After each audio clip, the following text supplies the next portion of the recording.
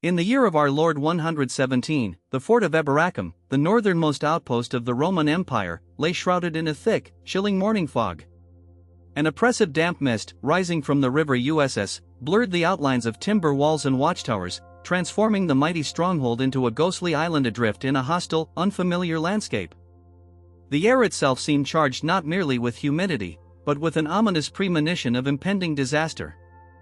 Little did anyone know at that moment that, within these swirling mists, the threads of fate would become woven into a knot that history would struggle to unravel even 2 millennia later. Beyond the city walls, inside the barracks, the scent of leather, metal, and sour wine mingled in the air as 5,000 men awoke to a new day. These were hardened warriors, seasoned in countless battles, along with engineers, medics, and craftsmen, all forming the very heart and soul of the Ninth Spanish Legion, known in Latin as Legio Ninth Hispania. Their emblem, the golden eagle Aquila, emblematic of Roman strength and glory, still rested peacefully in the sanctuary of the Principia, yet it was only a matter of time before this revered symbol was raised anew, to face the dawn of a new challenge. These soldiers embodied the very essence of an empire's might. Their fathers and grandfathers had fought under the command of Julius Caesar, conquering Gaul and Spain, suppressing uprisings in Pannonia, and carrying civilization's torch into the darkest corners of the world at the tip of the gladius. For generations, they had been the bulwark standing resolutely between order and chaos, law and barbarity. Yet here, in the northern reaches of Britain, that protective barrier had been gnawed away almost to nothing. From the misty curtain of wild, heather-covered hills in Caledonia, unsettling news echoed southward. The picked tribes, fierce and unconquerable warriors, their bodies painted with striking blue war dyes, again rallied, uniting once more with a savage ferocity. Their raids grew increasingly violent, their daring attacks bolder and more relentless. Roman patrols vanished without a trace into the wilderness, traders daring to traverse northward spoke of burned farms and bloody rituals deep within the forested shadows. Rome's patience had reached its limit. A clear and decisive order came from the provincial governor. The Ninth Legion was to march northward, locate the main enemy forces, and crush them completely.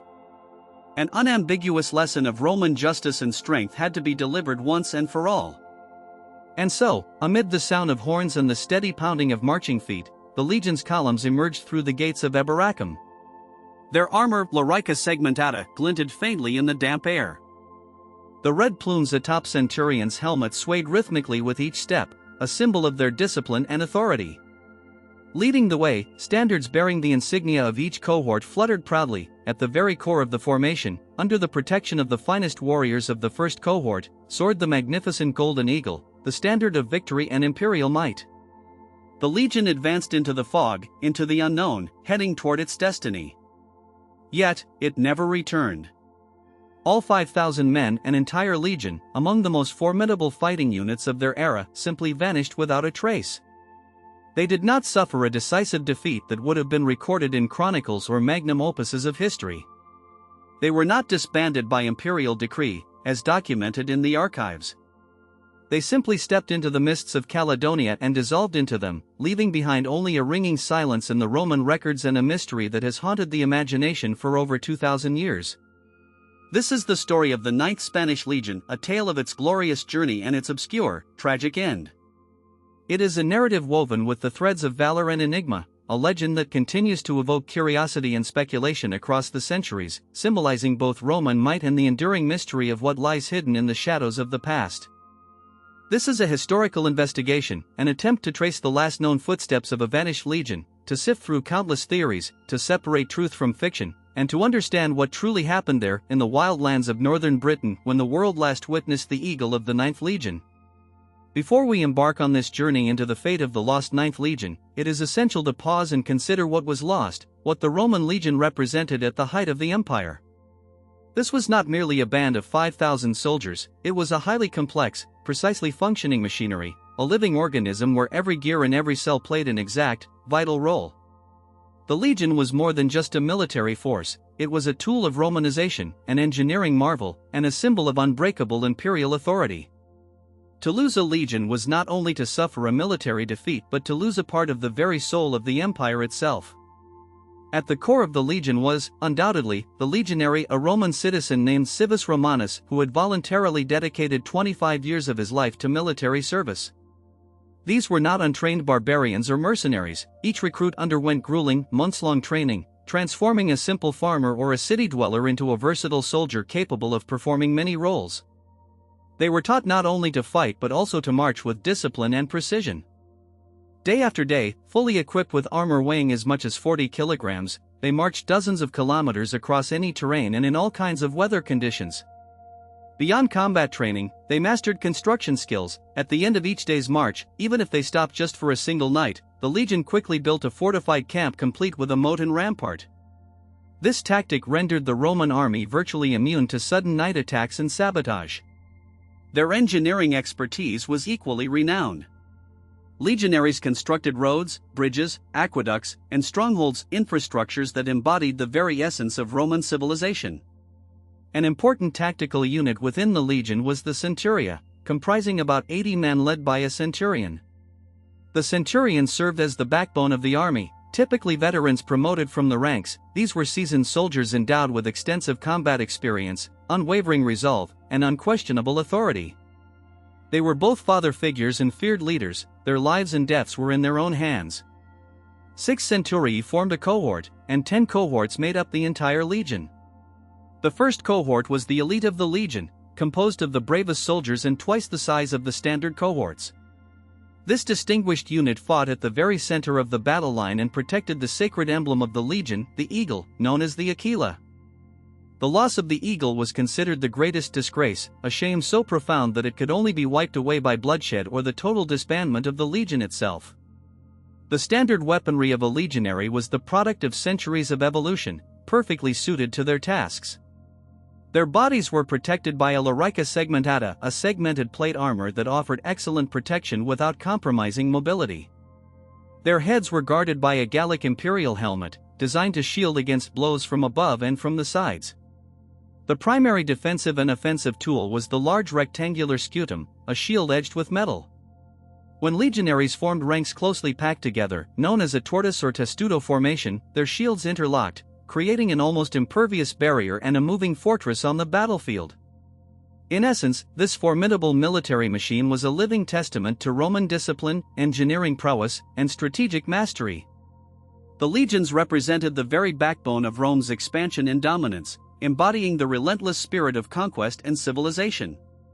Their loss in distant northern lands, the fading eagle's last flight, remains a subject of mysteries and debates, a story etched into the annals of history, waiting to be fully understood. The weapons used in the assault consisted of 2 heavy pilum javelins and a short stabbing sword known as the gladius. Their battle tactics were straightforward yet deadly in their efficiency. Upon closing the distance to the enemy, Roman legionaries would hurl their pilum from a close range. Designed with a specific construction, each spear had a long, slender, and pointed tip that would pierce through shields and then bend upon impact.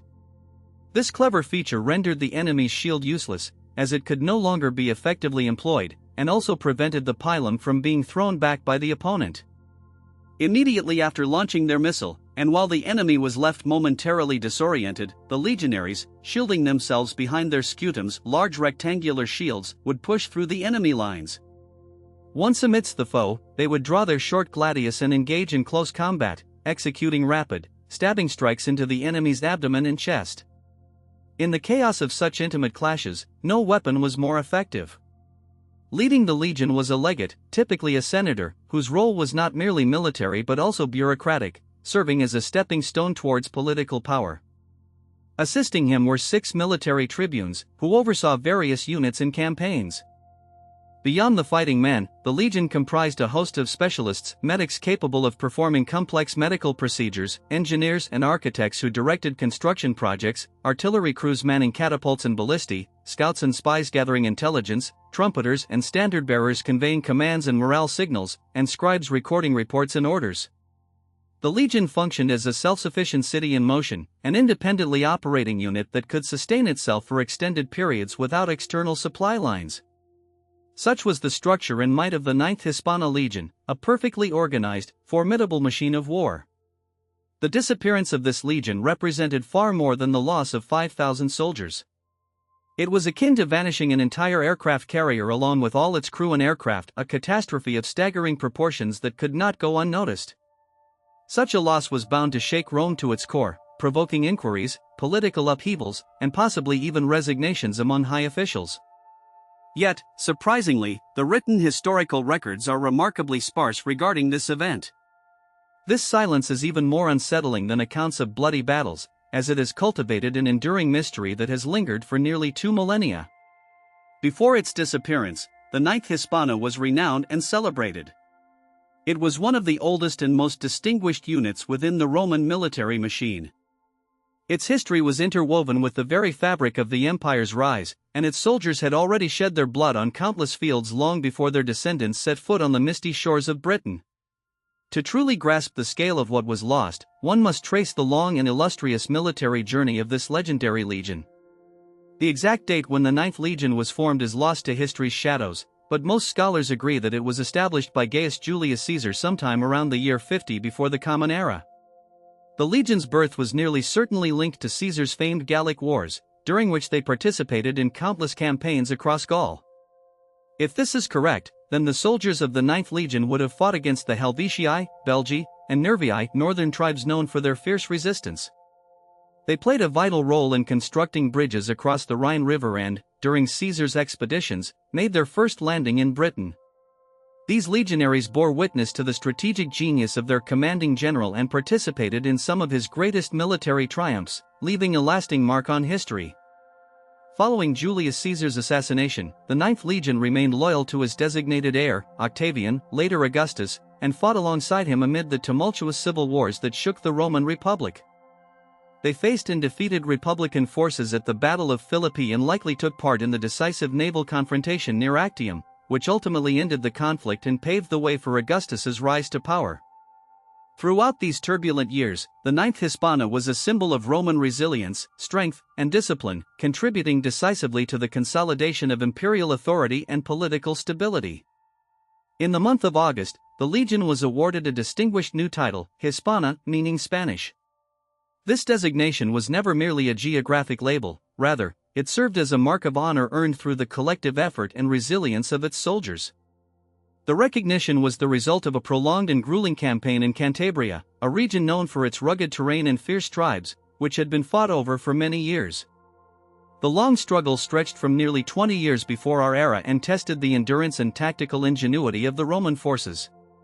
The August campaign aimed to bring the last remaining resistant tribes on the Iberian Peninsula, the Cantabrians and the Astures, under Roman control. These mountain-dwelling peoples mounted a desperate and relentless opposition to Roman dominance, making resistance uphill and arduous in every sense. The fighting took place amid challenging mountain passes and dense forests, environments in which traditional Roman military tactics proved less effective. The Ninth Legion, one of the Roman Empire's most formidable and experienced units, played a central role in these operations. Its soldiers stormed fortified mountain strongholds, built strategic roads through difficult terrain, and relentlessly pursued elusive guerrilla fighters who dwelled within the wilderness. It was during these hard-fought battles that the Legion truly hardened, earning its reputation as a resilient, unwavering force capable of fighting under any conditions, no matter how severe. Following their triumphs in Spain, the Ninth Legion was redeployed to the Roman frontier along the Rhine. Subsequently, it was transferred to Pannonia, a region corresponding roughly to the current territories of Austria, Hungary, and parts of the Balkans. It was here, near the Danube River and the Danube Limes, that the Legion participated in suppressing one of the most perilous rebellions in Roman history, the Great Illyrian Uprising. This revolt, which erupted in the years 6 through 9 AD, posed a significant threat to Roman dominance in the Balkans. The uprising involved a coalition of Pannonian and Dalmatian tribes who fought fiercely in a brutal, years-long campaign of resistance against Roman rule. Multiple legions, including the Ninth, engaged in relentless warfare aimed at crushing this united front of fierce tribes. In the year 43 Anno Domini, the 9th Roman Legion, along with 3 other legions, the 2nd Augustan, the 14th Doubled, and the 20th Valeria Victrix, landed on the shores of Kent, marking the beginning of the Roman conquest of Britain. This campaign would prove to be lengthy, bloody, and ultimately transformative for the entire history of the island. For the Ninth Legion, this was a new theater of military operations, markedly different from the rugged mountains of Spain or the open plains of Pannonia. Instead, they faced a land dense with thick forests, treacherous swamps, and ever-changing weather conditions. It was a territory inhabited by dozens of Celtic tribes, collectively known as the Britons by the Romans. At first, the conquest progressed relatively smoothly. Under the overall command of Aulus Plautius, the Romans defeated the united forces of the Briton tribes led by chieftains such as Caratacus and Tigadumnus in battles fought along the Medway and Thames rivers. The Ninth Legion, renowned for its experience and discipline, undoubtedly spearheaded these initial victories, fighting valiantly in the thick of combat. After the capture of the capital of the Catavilani tribe, Camulodunum, modern-day Colchester, Emperor Claudius personally arrived in Britain to celebrate the triumph. The southeastern part of the island was now under Roman control, and over the following years, the legions pressed further into the interior. The Ninth Legion repeatedly launched campaigns into Brigantine territory, supporting Queen Cartimandua and suppressing uprisings led by Venutius. These northern operations foreshadowed many of the difficulties the legion would face later. The lands to the north remained wild and turbulent, inhabited by fiercely combative tribes. But the greatest challenge for the Ninth Legion was still to come, an obstacle not from the north or west, but from the east, from lands long considered subdued and pacified. There, in the heart of the new province, a storm of unprecedented fury was gathering. Its name was Boudica.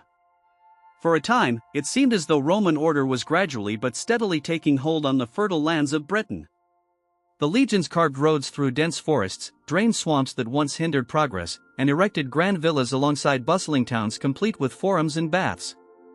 Within the remnants of ancient British settlements, thriving Roman colonies sprouted, transforming the landscape. The city of Camulodunum, in particular, rose to prominence as the provincial capital, where a majestic temple was constructed to honor the deified Emperor Claudius. Meanwhile, in Londinium, the port city that would later be known as Londinium, commerce flourished amid busy marketplaces and lively docks. It seemed almost inevitable that the so-called barbarian Isle would become yet another peaceful and prosperous province within the vast empire's reach. Yet beneath this fragile veneer of civilization, the sparks of resentment, humiliation, and deep-seated hatred burned quietly, smoldering beneath the surface. These embers threatened to ignite into a destructive blaze that could, in a matter of moments, wipe the Romans from the islands and send them crashing back into the depths of the sea. At the very heart of this looming inferno was the Ninth Spanish Legion, destined to become a pivotal figure in the unfolding chaos. It appeared as if the entire land was barely holding its balance, suspended in delicate equilibrium, while forces subtly conspired from behind the scenes with the potential to shatter this fragile order altogether. And then, suddenly, a thunderclap shattered the uneasy calm. The uprising of Boudica, Queen of the Iceni, erupted onto the stage of history, nearly bringing an end to Roman dominance in Britain. This rebellion marked one of the darkest chapters in the story of the Ninth Spanish Legion, forever stained by its brutal suppression and fierce resistance. The upheaval was rooted in events that transpired nearly 6 decades earlier. In the year 61 AD or thereabouts, Prasutagus, the chieftain of the Inov tribe residing in what is now Norfolk, passed away. The Iceni kingdom, which had maintained a formal alliance with Rome and retained a degree of independence, came under threat after his death. To safeguard his lineage and preserve the future of his people, Prasutagus, in his final will, designated his 2 daughters as co-heirs and named the Roman Emperor Nero as a joint heir. His hope was that this act of generosity and alliance would guarantee peace and stability for his realm in the years to come.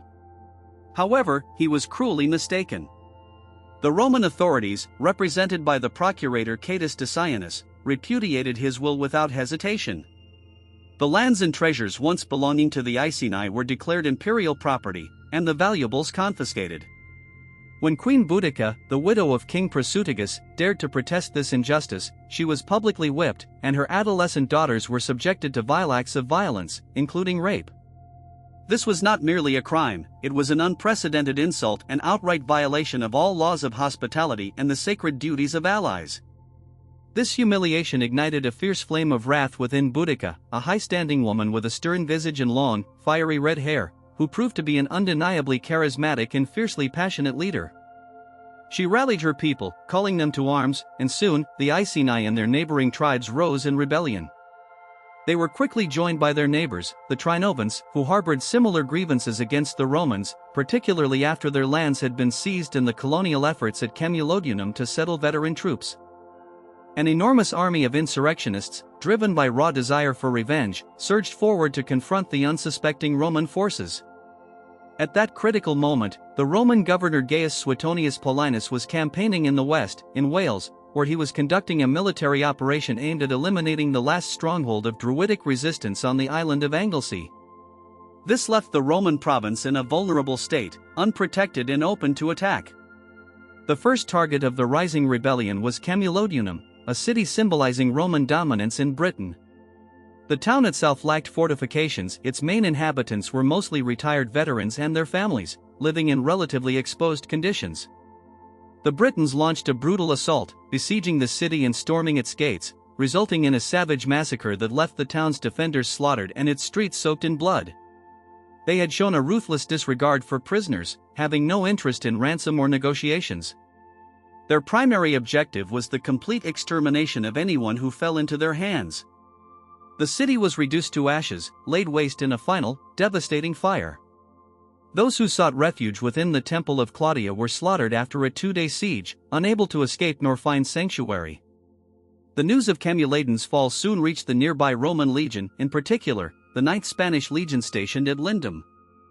Its legate, Quintus Publilius Cerealis, was known as a courageous leader, yet, as it turned out, perhaps a bit too confident in his own judgment. Without waiting for reinforcements from the main force of Suetonius, he decided to strike immediately against the rebels. Gathering his legion, likely not in full strength, since some units were left in garrisons, he set out on a rapid march southward. This decision proved to be catastrophic. Somewhere en route to Camuladun, Cerealis's forces encountered the main armies of Boudica. What followed was not a typical battlefield clash but a slaughter. The heavily armed Roman infantry, caught on the march and deprived of the chance to organize into proper formations, was attacked and completely encircled by vastly superior Briton forces. A roaring, frenzied mob of warriors, armed with long swords and spears, descended upon the Roman soldiers from all sides. The Romans fought valiantly but were ultimately doomed. Nearly the entire legion, around 2,000 men, was slaughtered. The legate, Cerealis, along with the remnants of his cavalry, managed to break through and retreat under the protection of their camp's walls. The Ninth Legion was virtually annihilated as an effective fighting unit. Following this victory, Boudica then led her army toward Llandinium, a prosperous trading city. Upon learning of the catastrophe, Suetonius Paulinus withdrew his forces from Wales and moved eastward, but upon assessing the scale of the enemy's strength, he realized he could not defend the city. It was a difficult decision, but he chose to abandon Llandinium, sacrificing it to save the wider province. The city suffered the same devastating fate as Camuladun, set ablaze. Its population, which Tacitus estimated numbered in the tens of thousands, was mercilessly slaughtered. A similar fate befell Verulamium, a modern-day St. Albans. The entire southeast of Britain was aflame and in chaos. It seemed as if Roman dominance was finally nearing its end. Yet, Suetonius Paulinus refused to surrender to despair. He managed to regroup the surviving forces, what remained of the 14th Legion, parts of the 20th, and auxiliary troops totaling around 10,000 men. With this modest but determined army, he prepared for a decisive confrontation against Boudica's forces, which, according to various estimates, numbered about 100,000. Roman discipline, tactical skill, and well-equipped legions ultimately overcame the fury and numerical superiority of the Britons. The uprising was shattered in a devastating blow. Boudica, unwilling to face capture, took her own life. The rebellion was drowned in blood, leaving behind deep scars across the land. It is estimated that between 70,000 and 80,000 Romans and their supporters perished in the turmoil. The Ninth Spanish Legion, in particular, was almost entirely erased from history, its remnants rebuilt only after the deployment of several thousand legionaries transferred from the German frontier. This catastrophe became a perpetual reminder for the Legion of the treacherous nature of the British land and the fragile line between victory and total annihilation. Though the Legion survived, its reputation was severely tarnished, forever etched into the annals of Roman military history. In the aftermath of fierce battles, he relentlessly tended to the wounds, yet the shadow of defeat, cast by the army led by the barbarian woman, continued to haunt his eagle symbol for a long time. The disaster of the year 61 AD had pushed the Ninth Legion to the brink of extinction. Losing nearly all its infantry in a single devastating engagement was a blow capable of breaking any military unit, no matter how formidable. Nevertheless, the Roman military machine demonstrated remarkable resilience. Legions did not simply perish, no matter the setbacks, their eagles endured and kept flying high. The process of restoring the Ninth Legion was arduous and protracted, involving a painstaking effort to rebuild from the ground up. Immediately after suppressing the Boudiccan uprising in Britain, reinforcements were urgently dispatched from the continent, mainly veteran legions stationed along the German frontier, troops hardened by years of combat. These battle-tested veterans formed the core of the new Ninth Legion, integrating into the ranks of those few who had survived the slaughter. The Legion was re-equipped, outfitted with new weapons and armor, but most importantly, it received a new commander to lead it forward. Ironically, nearly 10 years later, in the year 71 AD, the Ninth Legion found itself under the command of the very same Quintus Petilius Cerealis, the man who had once led it into catastrophe. However, this time, he was no longer the overconfident legate who underestimated his enemies. Now, he was a seasoned general renowned for his decisive suppression of the Batavian uprising in Germania. His return was undeniably symbolic. The man responsible for the shame and defeat of the Legion was now tasked with restoring its honor. It coincided with a period of significant change in Rome, under the rule of the Flavian dynasty. Emperor Vespasian, along with his sons Titus and Domitian, launched a vigorous expansionist campaign in Britain, aiming to bring the stubborn Britons in the north and the tribes of Wales in the west fully under Roman control. Quintus Petilius Cerealis, now serving as governor of all Britain, led the Ninth Legion into the northern territories to confront the Veneti and their anti-Roman faction among the Britons. This campaign marked a shift toward greater caution, yet it was no less effective. Through a series of fierce battles, he inflicted crushing defeats upon the Britons and pushed the Roman frontier further north, expanding the visible reach of empire into territories previously beyond Roman grasp. During this period, around the year 71 AD, the Ninth Legion established its new permanent base, a site destined to become its last known stronghold. On the strategic junction where the rivers Us and Foss conjoined, the legionaries constructed a formidable fortress, which they named Eburicum, the future city of York. Initially built as a wooden and earthwork fort, the new stronghold covered an expansive area of 20 square kilometers, large enough to accommodate a full legion. This became the foundation of a lasting military and administrative hub in the Roman north. The fortress's importance grew rapidly, transforming into a vital base for operations and governance in the region. Throughout the next 3 centuries, Eburicum would stand as a symbol of Roman authority and military power in Britain. The resurgence of the Ninth Legion truly reached its zenith with the arrival in Britain of the new governor, Gnaeus Julius Agricola. In the year 77 AD, Agricola was the father-in-law of the renowned historian Tacitus, and thanks to Tacitus's detailed accounts, we know a great deal about this remarkable period. Agricola was one of the most distinguished generals and administrators ever to serve in Britain. His ambition was to complete the conquest of the entire island, including the wild and mountainous region known as Caledonia, modern-day Scotland. Under his leadership, the Ninth Legion became a central instrument in his expansive military campaigns, contributing significantly to Rome's efforts to assert control over the northernmost reaches of Britain. Every year, as summer approached, the Roman army would set out on its northern campaigns, advancing further and further into enemy territory. These expeditions often stretched the limits of the empire's reach, with legionaries of the Ninth Cohort engaged in countless skirmishes along the way.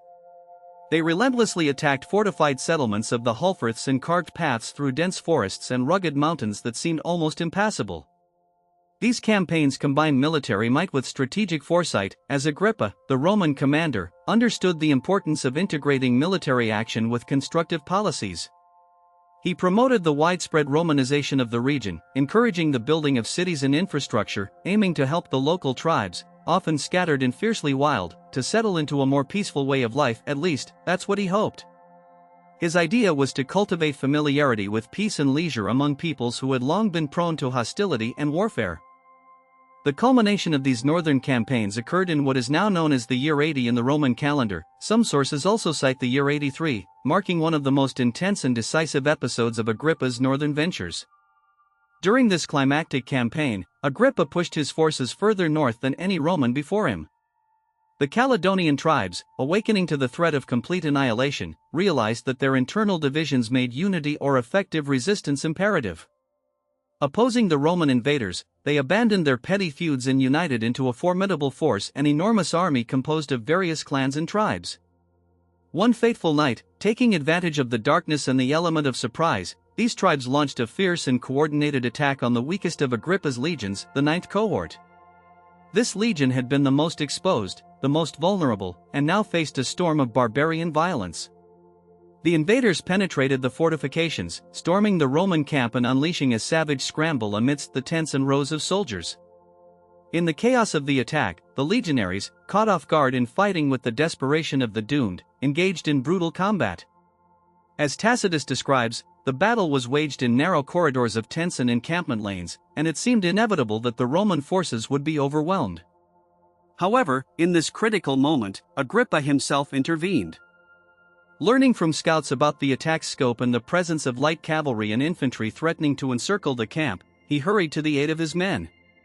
With rapid and decisive action, he struck the Caledonians in the rear with a column of troops known as the Caledonians, an auxiliary unit or specialized detachment. Caught between the fighting Romans defending the camp and the reinforcements arriving to buttress the remaining defenders, the tribesmen faltered. The barbarian assault was pushed back, and the attackers retreated into the darkness. Thanks to this timely intervention, the Ninth Legion was saved at the brink of annihilation. This nocturnal confrontation once again underscored just how dangerous and relentless the northern tribes proved to be, demonstrating how close the Ninth Legion came to total ruin. It was a stark reminder of the fierce resistance the Romans faced beyond their established borders and just how fragile their foothold was during these hard-fought campaigns. The following year, Agrippa launched a decisive engagement against the Caledonians near the Graupian Mountains, seeking to break their resistance once and for all.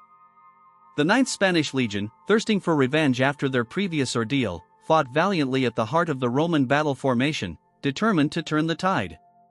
The battle culminated in a complete Roman victory, with their disciplined forces crushing the tribal resistance. For a moment, it seemed as if all of Britain was within Agrippa's grasp, his banners and standards seemingly dominating the land, cementing Roman dominance. Yet, this triumph was not to last. The Roman Emperor Domitian, driven by envy and ambition, recalled Agrippa from Britain before he could fully consolidate his conquest. Plans for the total subjugation of Caledonia were abruptly abandoned. The Roman legions withdrew southward, retreating to their initial positions. The Ninth Legion, their reputation galvanized by hard-won victories and brutal battles, withdrew to their permanent base at Abercum, a fortress that had become their stronghold. This legion had reached the peak of its glory, having been hardened by battles, bloodshed, and the relentless forging of their reputation in the northern wilderness. Few could have guessed that within just 3 decades, this renowned unit would succumb to mysterious disappearance, leaving behind puzzled historians and legends. Following Agrippa's vigorous campaigns and the subsequent lull in hostilities, a period of relative peace settled in the region. The Ninth Legion returned to their long-standing base at Abercum, a formidable fortress that would later become the legendary site of York's origins. It was here that the Legion spent the final decades of its well-documented existence. The ongoing study of Abercum, its fortifications, constructions, and the artifacts uncovered within offers a rare glimpse into the daily life of Roman soldiers on the very edge of the empire. Abercum was much more than just a military camp. It was a mighty stronghold, carefully designed in accordance with the principles of Roman military architecture, serving as both a defensive bulwark and a seat of authority in these distant northern lands. It functioned as a powerful bastion of Roman influence and governance, a shining symbol of imperial presence amid the wild and untamed landscapes of the north. Initially, Abercum was a modest wooden and earthen fortress established under the reign of the Emperor Tiberius, built for strategic purposes and defense against northern tribes. Over time, however, it was reconstructed and reinforced with stone, transforming into a substantial and enduring citadel that stood firm against the harsh elements and hostile tribes alike. This process of transformation signaled not merely military fortification but also the beginning of Roman cultural and administrative penetration into what was once a fiercely independent and wild territory. Once, legionaries, having laid aside their swords, took to pickaxes and shovels, transforming from warriors into diligent builders. They constructed formidable stone walls and towering battlements that served as the backbone of the fortress's defenses. Their craftsmanship extended to paving streets, creating aqueducts designed to bring pure water into the stronghold, and laying down an intricate network of drainage systems that kept the city hygienic and functional.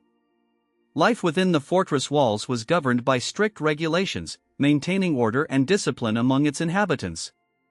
At the very heart of this fortified enclosure stood the Principia, the legion's command and administrative center. This was a vast, imposing structure featuring an inner courtyard where soldiers gathered during formations, along with a basilica used for meetings and official assemblies. Towards the rear of the Principia, there was a sanctuary that housed the legion's standards, banners symbolizing their honor, and the most sacred relic of the legion, the golden eagle of Aquila, a revered emblem. Beneath this sacred space lay the legion's treasury, securely kept in an underground vault, safeguarding the treasure accumulated over countless campaigns.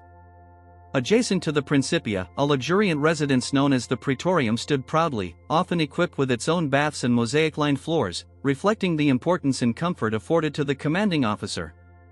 Nearby, the official dwellings of 6 military tribunes could be found, each with their own designated residences, illustrating the hierarchical structure of leadership within the fortress. Yet, the majority of the complex's territory was occupied by long, uniform barrack blocks, each serving as the home to a single century, a military unit of roughly 80 men. Within these cramped quarters, soldiers lived in close quarters, sharing small rooms designed for 8 persons each, where they slept on wooden bunks. Their weapons and gear were stored in dedicated entryways attached to their living spaces, ensuring readiness at all times. At the end of each barrack, there were more spacious and comfortable apartments assigned to the century's centurion, providing a measure of privacy and authority for the commanding officer. Besides the barracks, the fortress housed a variety of essential structures necessary for legion life. Grand granaries, built on stilts to protect the stored grain from dampness and pests, held the legion's annual supplies, ensuring sustenance during long campaigns. The enormous valetudinarium, a sophisticated military hospital equipped with separate wards and operating rooms, was among the most advanced medical facilities of its time, capable of tending to wounded soldiers with impressive efficiency. Workshops dedicated to mending weapons and armor were also present, reflecting the legion's self-sufficiency. And, of course, there were the baths, or thermae legionary bathing houses that went beyond mere cleanliness. These bathhouses served as a vital social hub, where soldiers relaxed after service, engaged in sports, played dice, and exchanged news and rumors, fostering camaraderie among the troops. However, the life of the legionaries was not confined solely within the fortress boundaries. Over time, around Eboracum, as with any permanent military camp, a substantial civilian settlement grew known as the Vicus or Canaba, a bustling community of traders, craftsmen, innkeepers, brothel owners, and the families of soldiers. Officially, legionaries were forbidden from marrying until they completed a 25-year service term, but in practice, this rule was often disregarded. Soldiers frequently established unofficial relationships with local women, and their offspring, typically called camp children, often followed in their father's military footsteps, eventually joining the same legion. The life in the Vicus of Eboracum was vibrant and multicultural. Here, it was common to hear not only Latin but also Greek, Celtic, Germanic, and even Syrian languages, illustrating the diverse origins of its inhabitants. Merchants brought goods from across the empire, wine from Gaul, olive oil from Spain, glassware from the Rhine region.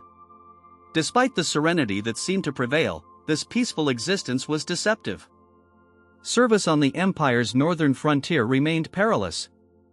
Legionaries were constantly engaged in guarding the walls, embarking on multi-day patrols into wild, untamed lands inhabited by tribes of brigands and barbarians.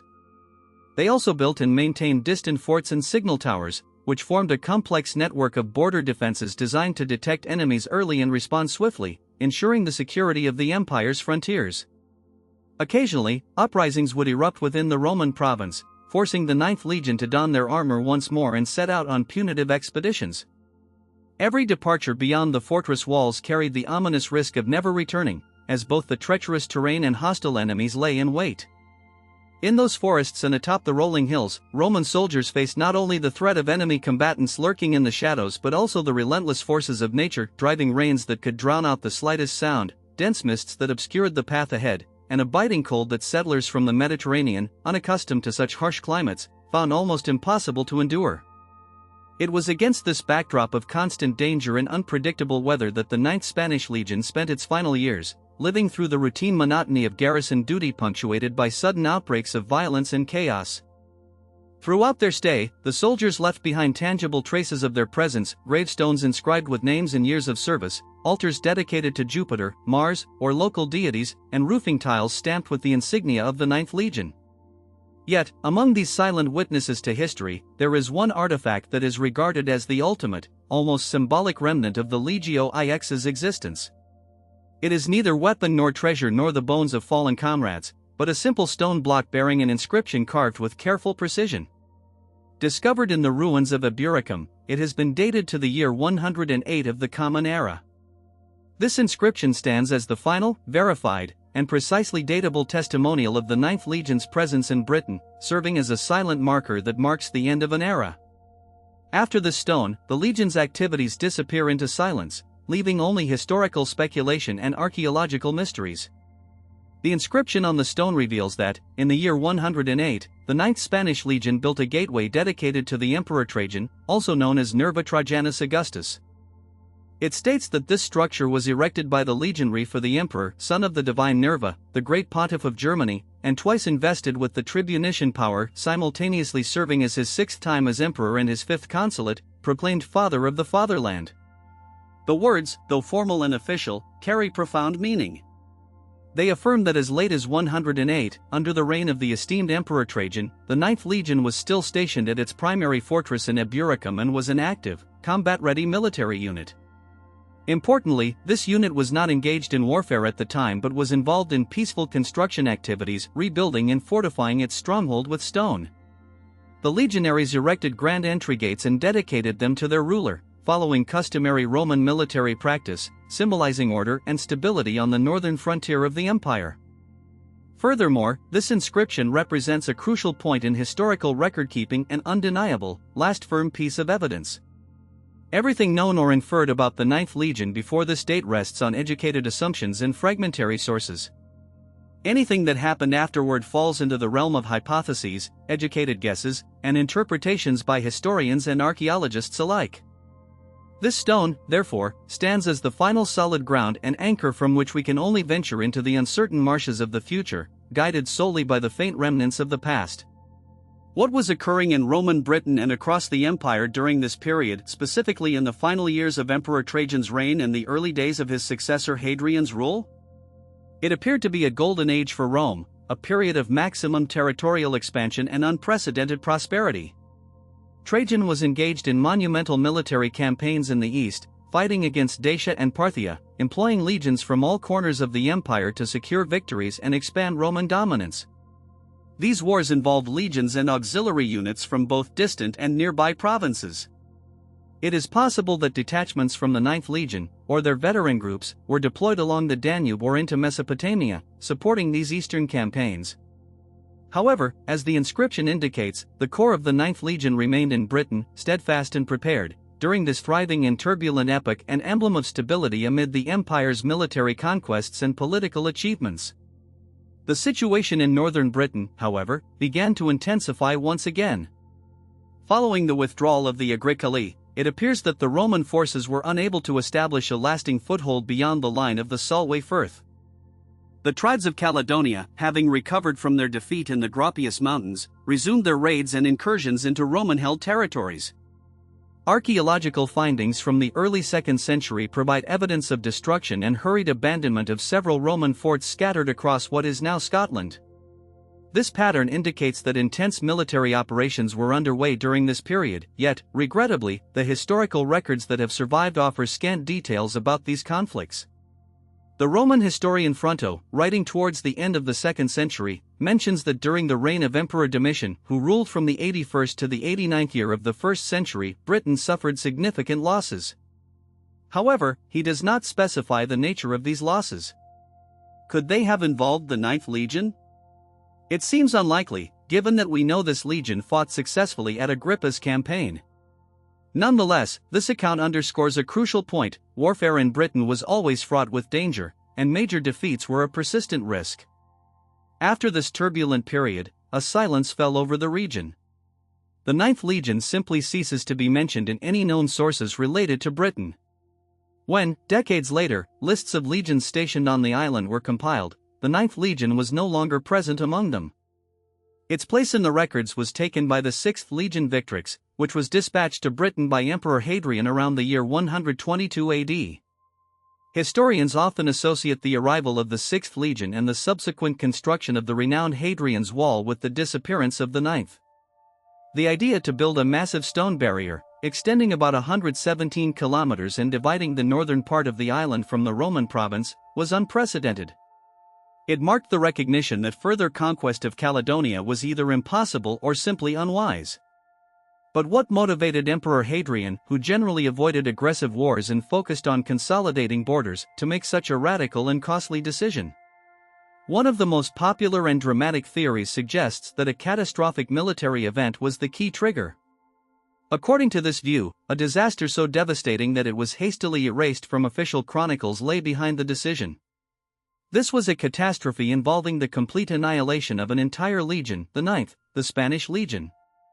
The theory posits that sometime between the year 108, when the legion was involved in constructing gates at Eburacum, and the year 122, when the 6th Legion replaced it, the 9th was sent on a final northern campaign to quell rebellious tribes.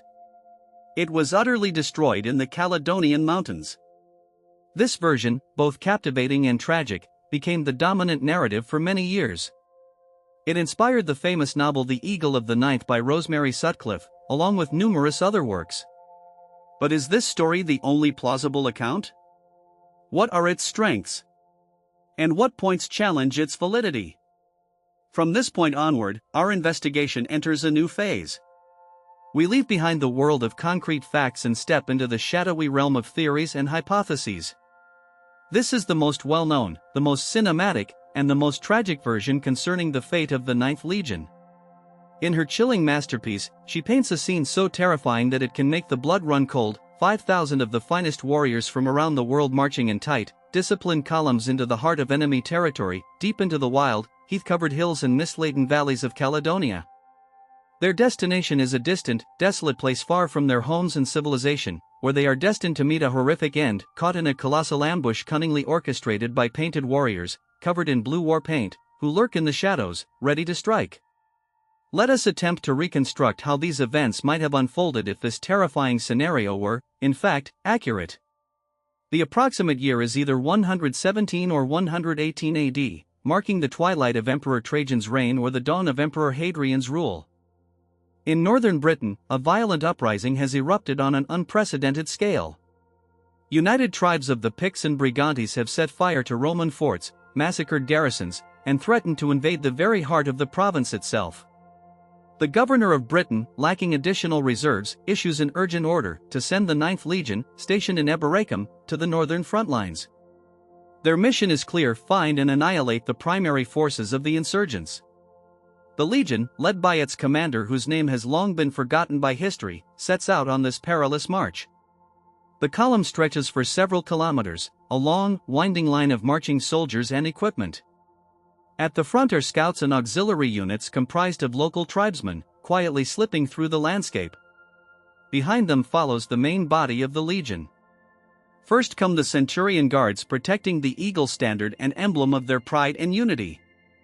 Then follow the cohorts numbered from the 2nd up to the 10th, each marching rigidly in formation. At the center are the provision carts, siege engines, and gear essential for their campaign. The rear guard, tasked with protection from behind, completes the march. They tread along a Roman road laid out centuries earlier, during the days of Agrippa, but as they press further north, the road deteriorates into little more than a mere trail winding through the bleak landscape. Everywhere around them is hostile terrain, rolling hills covered with dense bramble, dark forests that seem almost alive with shadows, swift cold rivers rushing through the valley bottoms. Britain's infamous weather adds to their misery. Damp, misty rain transforms the earth into treacherous mud, while layers of low-hanging clouds and thick fog limit their visibility, creating perfect conditions for an enemy ambush. The soldiers march steadily but wearily. They are cold, exhausted, yet disciplined. They know that somewhere close lurks the enemy, hidden in the gloom. Scouts report movement. Large enemy forces are advancing, but their precise location remains a mystery. The local inhabitants, born and raised in these rugged mountains, move silently and stealthily, relying on hidden pathways carved through the terrain. And then, the fateful day arrives. The legion's centurion commander makes a decisive choice to traverse a narrow valley, possibly somewhere in Glenshire or another mountain pass within the Grampian range. This route is the shortest, advantageous for speed, yet it's also the most perilous. The steep slopes of the valley are densely forested, and atop the hills stand ancient cairns of stone. As the head of the column enters the narrow passage, everything seems calm and deceptively safe. But as the entire legion plunges into this natural trap, the mountains suddenly erupt with chaos. From the heights, a deafening roar erupts, thousands of barbarian horns blare, echoing through the valley, shattering the stillness. In an instant, the slopes come alive with ferocious activity.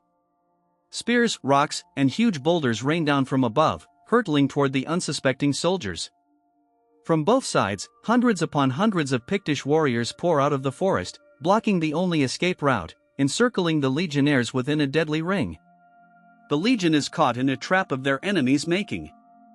The attempts of the centurions to form a disciplined fighting formation, such as the famous tortoise, or to rally their troops soon prove futile. The narrow space, under a relentless hail of missile fire, turns into chaos. The tightly packed column disintegrates into a frantic, tangled mob. The Romans try to form their defensive shield wall, the testudo, to withstand the onslaught, but many shields are shattered or knocked aside by the devastating stones and arrows.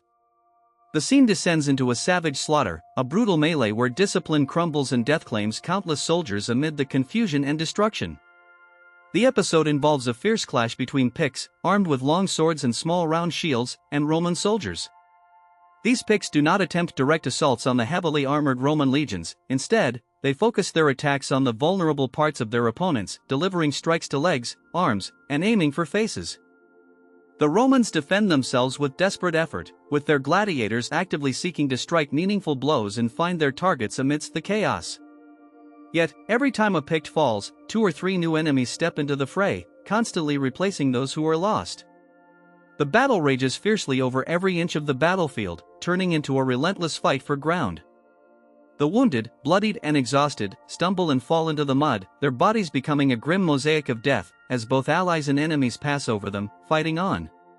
Centurions, with their distinctive transverse crests on their helmets, attempt to organize resistance, rallying small groups of soldiers around them and fighting with unwavering determination until the very last.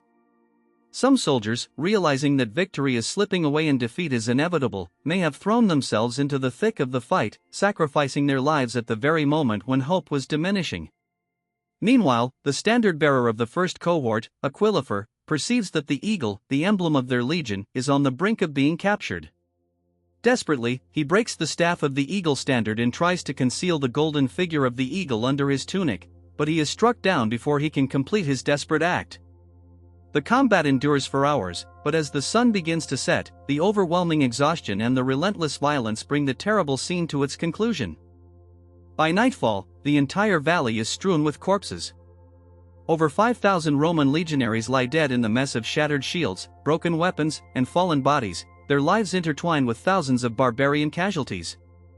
The victorious victors strip the fallen soldiers of their armor and weapons, gathering whatever loot they can find. As they retreat from the battlefield, they carry away the most coveted prize, the newly recovered golden eagle of the Ninth Legion, taken from the wreckage. The slaughter is so complete that no survivor remains to recount what transpired. The legions simply vanished without a trace. What evidence supports this theory? Firstly, the construction of Hadrian's Wall, which is often pointed to as a significant clue.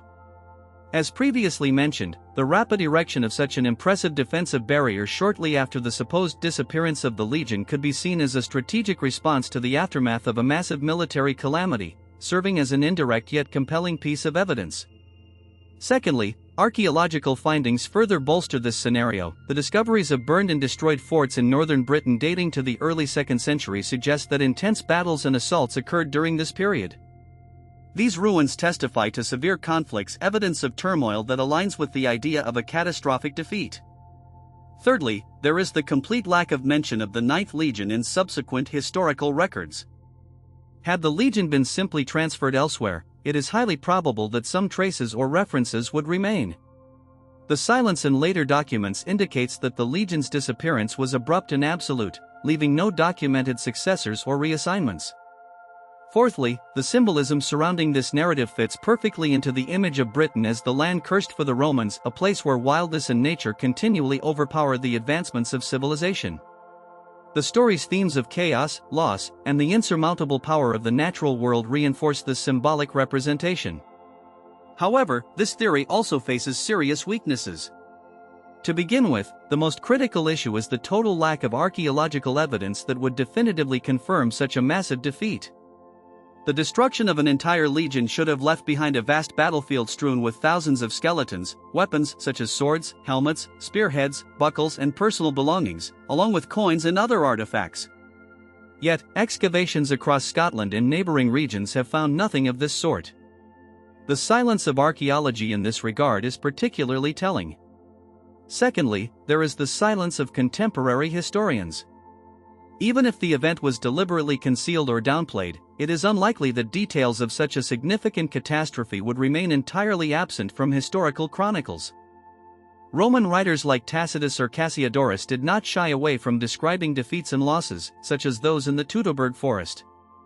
The complete omission of any mention about the loss of an entire legion during this era seems suspicious and hard to reconcile with historical honesty. Finally, the probability of total annihilation is quite low.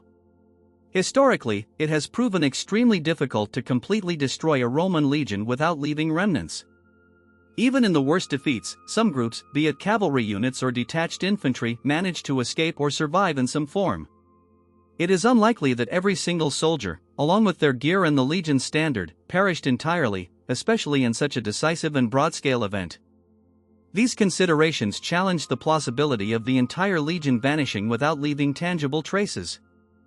The so-called Caledonian catastrophe is often portrayed as a striking, logical, and highly intriguing version of events, but the lack of direct evidence forces historians to search for alternative, potentially less sensational but more plausible explanations. While the story of the Ninth Legion's demise in Scotland remains the most popular narrative in popular culture, it has long ceased to be the only plausible account among scholars. Rigorous examination of fragmentary inscriptions, historical references, and archaeological discoveries from various corners of the Roman Empire has allowed researchers to propose a range of alternative theories, each with its own strengths and weaknesses. These hypotheses take us far beyond the misty hills of Caledonia, leading us instead to the arid plains of Judea, the sands of Mesopotamia, and even the marshlands of the Netherlands. The first alternative hypothesis centers around the idea of the legion's involvement in a Jewish grave, specifically, its connection to the Bar Kokhba revolt. In the year 132 of our era, roughly 1.5 decades after the presumed disappearance of the Ninth Legion in Britain, Judea erupted in one of the most brutal uprisings in Roman history, known as the Rebellion of Simon Bar Kokhba. This was a desperate and fierce campaign, during which, according to the historian Cassius Dio, the Romans suffered severe losses. Dio mentions that one Roman unit, whose specific designation is not given, was completely annihilated during this conflict. Some scholars have proposed that this destroyed unit was, in fact, the Ninth Spanish Legion. The reasoning supporting this theory is that it provides a plausible explanation for the heavy Roman casualties described by Dio, especially considering the timeline, since the legion could have been reassigned from Britain to Judea between the years 117 and 132 to bolster the uprising's suppression. Additionally, this theory explains the absence of any archaeological or epigraphic traces of the Ninth Legion's presence in Judea, whereas other legions involved in the conflict left behind numerous artifacts and inscriptions. However, there are notable counterarguments. No inscriptions or archaeological remains have ever been found to attest to the Ninth Legion's stationing in Judea, unlike other legions, which have left more substantial material evidence. Moreover, Cassius Dio's mention of the destroyed unit remains vague. It might have been not a full legion but rather a significant detachment or vexillation from another legion. For example, there are considerable reasons to believe that the 22nd Dieteric Legion, which also disappears from military lists around this period, might have been involved or affected. Finally, accepting the idea that an entire legion was transferred from Britain to Judea, especially during such a tumultuous time, would entail a massive logistical undertaking, one that, logically, should have left some trace in Roman military records or dispatches, yet no such evidence has been unearthed. The second alternative theory suggests that the Ninth Legion was lost during the Parthian Wars on the eastern frontier of the empire. During the reigns of Emperors Trajan and Hadrian, Rome was actively engaged in military campaigns along its eastern borders against the main rival of the empire, the Parthian kingdom. It is entirely conceivable that the Ninth Legion, or a substantial portion of it, was transferred eastward from the calmer, supposedly more secure province of Britain, directly into the midst of intense military operations.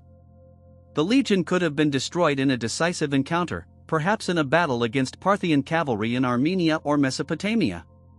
Supporting this hypothesis is the existence of an inscribed tombstone belonging to a high-ranking officer named Lucius Aemilia Carus, dated approximately to the years 142 or 143 of our era, when he served as the governor of Arabia.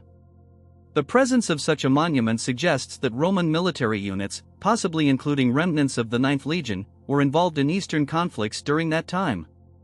In sum, while the traditional narrative of a tragic defeat of the Ninth Legion in Caledonia remains popular and evocative, a closer look at the historical and archaeological evidence reveals the plausibility of several other scenarios. These alternative explanations, whether related to the unrest in Judea or the turbulent eastern campaigns against Persia, open up fascinating avenues for understanding the legion's final fate. They remind us that history is often more complex and nuanced than the simple stories passed down through popular legends. Among the notable achievements attributed to the Ninth Legion, it is often mentioned that they received an imperial commendation from Emperor Hadrian for their bravery during the Jewish War. This detail suggests that, at least at some point, the legion was actively engaged in military campaigns in the eastern regions, possibly involving the participation of European legions. The Eastern Front, in particular, was a relentless and often unforgiving theater of conflict, frequently reaping heavy casualties. Legends of defeated legions there are plentiful, but concrete evidence remains elusive. One of the reasons casting doubt on the traditional view is that direct archaeological evidence, such as inscriptions, stamped bricks, or official records confirming the presence of the Ninth Legion in the East during that period is lacking. Unlike some other legions, whose participation in specific battles or campaigns is documented through inscriptions or monumental inscriptions, the Ninth Legion's presence in the East cannot be definitively proven through such tangible artifacts. Furthermore, major defeats in the Eastern campaigns, if they happened, usually left a noticeable mark in historical writings. However, such accounts concerning the Ninth Legion are absent or sparse. The third and perhaps most plausible theory proposes that the Ninth Legion did not meet a single catastrophic end but gradually disintegrated over time, a process known as quiet fading. According to this scenario, there was no single decisive defeat that obliterated the entire unit. Instead, the legion might have suffered significant losses in skirmishes or battles with the Brigantes and other tribes in northern Britain around 117th or 18th years of the Christian era. While they were not entirely annihilated, their strength and morale could have been heavily undermined, rendering them combat ineffective. Subsequently, the battered remnants would have been withdrawn from the front lines. What happened to these remnants afterward remains a matter of speculation. They could have been transferred onto the continent, say, to the region known today as Lower Germany, which corresponds to parts of modern Netherlands, where they were absorbed into other legions, and their original designation was quietly discontinued. Alternatively, the entire legion could have been officially disbanded as a form of punishment for repeated losses, cowardice, or perceived failure, leading to the erasure of its name from official records. This latter version might explain the lack of explicit chronicles describing such a dramatic event. The arguments supporting this theory are compelling. It provides a logical explanation for the absence of evidence of a great battle, and it also accounts for the near silence of contemporary historians on the matter. Gradual decline or disgraceful disbandment are less likely to be recorded with enthusiasm and detail. Moreover, some archaeological findings seem to lend weight to this idea. In the Dutch city of Nijmegen, a former base of the 10th Legion, several fragments of tiles bearing the stamp of the 9th Legion have been uncovered. Such artifacts suggest that a subgroup or detachment of the 9th Legion might have been stationed there at some point.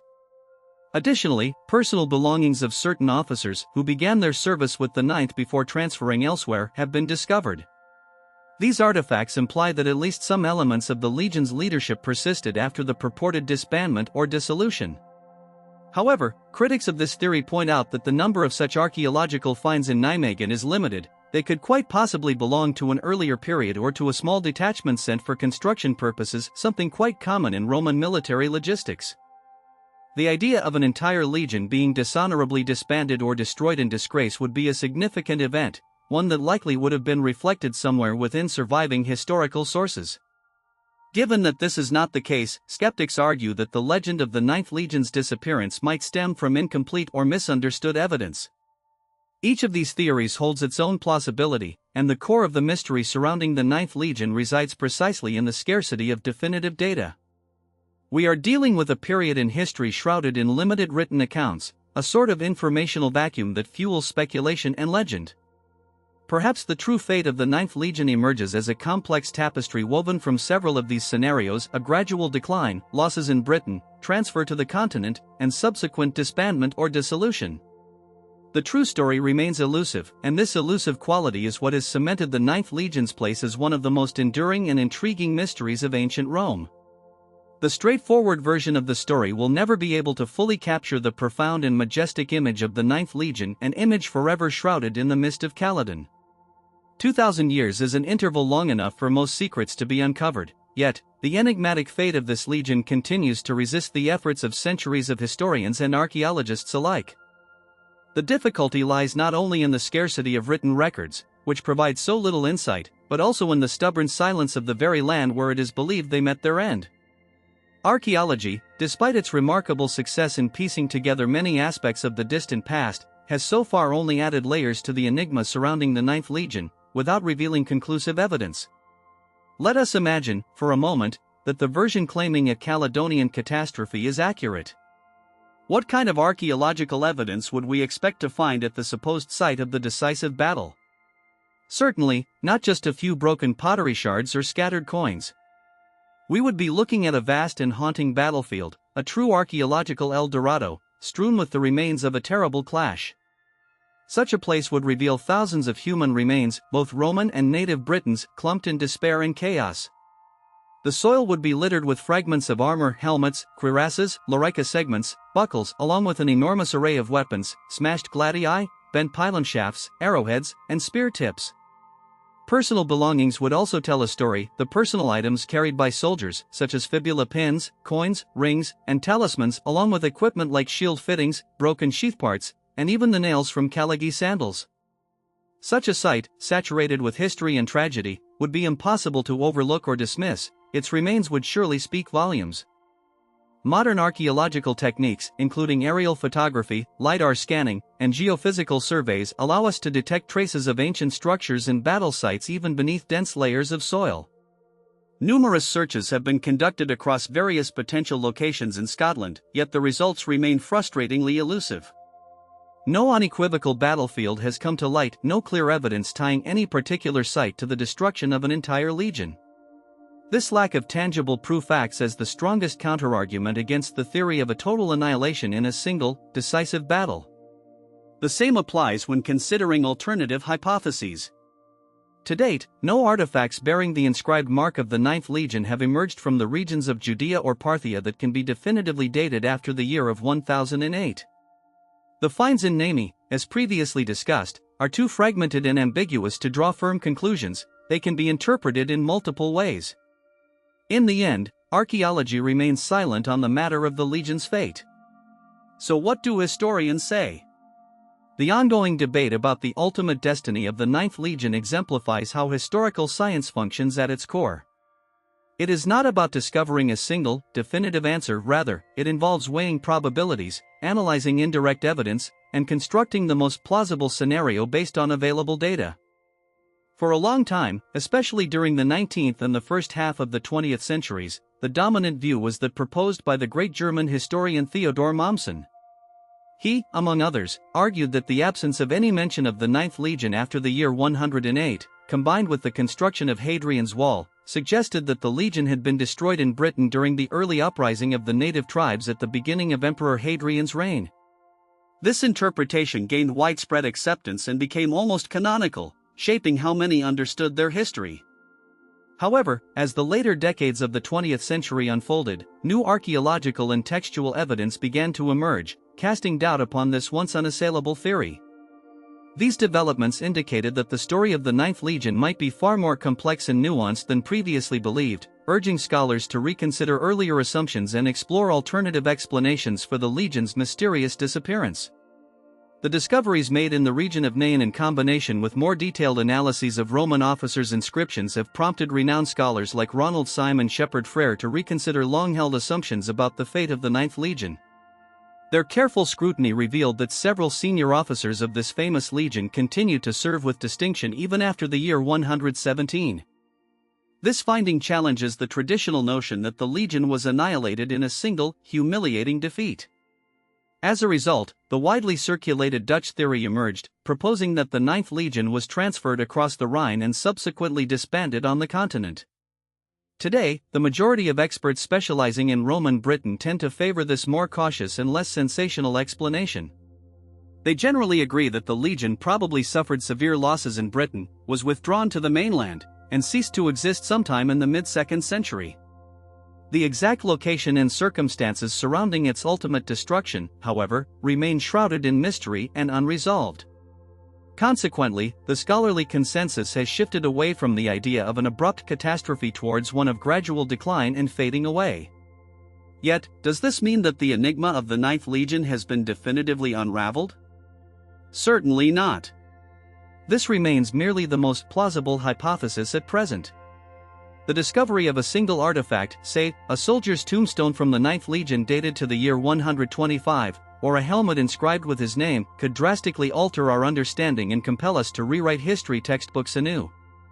This underscores the enduring allure of the Ninth Legion mystery. It is an open chapter in history, an unresolved puzzle that invites ongoing investigation. Each of us can feel like an active participant in this quest, weighing evidence and selecting the most convincing version. As long as the Earth conceals its secrets, the legend of the Last Legion will continue to inspire and resonate. So, what have we come to after this long journey of exploration? We have in our possession the story of one of Rome's most valorous legions, whose eagles soared high over vast stretches of Europe. We hold the last confirmed inscription attesting to its existence, a stone from Eberach in the year 108. And then, silence falls deep, uninterrupted, after that date. This silence is filled each in their own way by hopes, theories, and imaginings. We have examined numerous scenarios. The heroic yet tragic demise in the mists of Caledonia, a possibility supported more by legend than archaeological proof. The destruction in Judea or Parthia, plausible enough but lacking direct evidence. The quiet disbanding on the Rhine, perhaps the most reasonable among scientific hypotheses, yet incapable of fully capturing the profound myth that has grown around the Legion. Why, despite all these scholarly arguments, does the legend of the Ninth Legion and its final campaign in Scotland continue to captivate our collective imagination? Why does Rosemary Sutcliffe's novel, The Eagle of the Ninth, still find eager readers of all ages across the globe? And why do filmmakers persist in bringing this story to life on the screen? Perhaps the answer lies not solely in history itself but within the depths of human psychology. The story of the Ninth Legion is not solely a historical mystery, it is an archetypal myth, a narrative rooted in our collective subconscious. It is a myth about the clash between civilization and barbarism, between order and chaos. In this myth, the Roman legion, with its discipline, engineering genius, and formidable strength, symbolizes the forces of order and structure amid a turbulent world. The wild lands of Caledonia, untamed and unconquered, stretch beyond any known borders, inhabited by fierce, painted warriors whose lives belong to the chaos of primal nature. In these eternal struggles, chaos sometimes triumphs, asserting its raw and relentless power. Even the most advanced human-made systems, no matter how perfect and sophisticated, can be overwhelmed and swallowed whole by the unyielding force of wild, untamable nature and human fury alike. This is a story about the limits of authority, about the fragile boundaries of imperial ambitions. The mightiest structures, such as colossal walls built by ancient civilizations, could contain territories and armies, yet they could never fully imprison the fog of uncertainty that shrouds the unknown. Conquering nations might extend their dominion over distant peoples, but they could never completely crush the innate human desire for freedom and independence. The disappearance of the Ninth Legion serves as a powerful symbol. It demonstrates that even the greatest empire in history possesses boundaries that, once crossed, threaten to swallow not only armies but also the very essence of the empire itself. Furthermore, this mysterious loss embodies the allure of the unknown, an element that simultaneously terrifies and irresistibly attracts us more than any explicit certainty or clarity could. We are familiar with the defeat of the Verres in the forest of Teutoburg. We can read about it in the writings of historians, locate the site of the battle, examine the bones of the fallen. Though tragic, it remains a closed chapter, a story well studied and documented. However, the fate of the Ninth Legion is different, an open page torn out of the grand narrative of history. Its absence leaves behind a void, a blank spot on the map of the past that awakens limitless imagination. In this space of emptiness, anyone can craft their own tale, stories of heroism or betrayal, curses or simple human misfortune. Perhaps we will never uncover the actual truth. Perhaps somewhere deep beneath a Scottish peat bog or hidden within the sands of the Middle East rests the buried, time-weathered golden eagle of the last legion, awaiting its moment to reappear. Or maybe, there are no great secrets after all. Perhaps the story of the Ninth ended in mundane, perhaps even ignoble, administrative records of disbandment. Yet in the grand scheme, this is no longer of utmost importance, because the Ninth Spanish Legion has long transcended being merely a historical fact. It has become a legend, and sometimes stories, myths, prove to be far more enduring and meaningful than the cold, rigorous truth of history. They remind us that, even in our rational age, the world still holds room for mysteries, enigmas that may forever remain beyond our grasp. Thank you for journeying with us into the depths of history and legend. If this story resonated with you, allow it to inspire your imagination, and may it encourage reflection on the unfathomable depths of the past.